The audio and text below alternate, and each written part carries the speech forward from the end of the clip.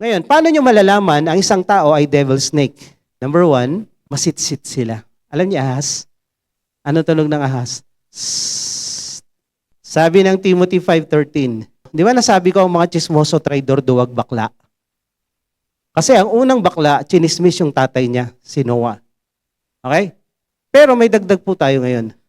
Dagdag pa rito, natuto silang maging tamad. Nagpapalipat-lipat sa mga bahay-bahay, abay parang paru-paro lang, no? Hindi lang sila mga tamad, kundi sila yung mga masitsit. Yung word na masitsit masyadong malalim machismis ang ibig sabihin nun. Yung lalapit sa'yo. Alam mo ba, si Juan, ay nako, mag-ingat kayo sa mga masitsit. Ahas yan. Nakikialam sa buhay ng ibang tao. Bakit yung buhay mo ba sobrang ganda? Gawin ka namin poon, lagay ka namin sa altar, lagyan ka namin ng garland dito, at sambahin. Perfect.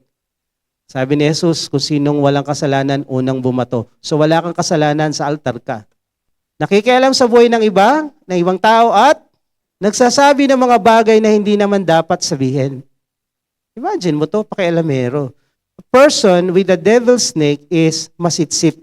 Pangalawa, intrigero, gumagawa ng isyu. O alam mo ba, si ganito, si Juan, yan na. Pag ikaw naman, gaganon tenga, yari ka na. Ang ahas, ganon ang dila, di ba? Double tongue. Pagkaharap ka, mabait sa'yo, pero pag nakatalikod ka, kung ano-ano sinasabi patungkol sa'yo, ahas yan. Pagkaharap kayo, sasabihin maganda, pero sa likod mo, sa ibang tao, masama ka, ahas yan.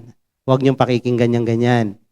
Traidor, Judas, sinungaling, mapagawa ng kwento, iyan ang devil snake. Naninira ng ibang tao. At higit sa lahat, walang utang na loob.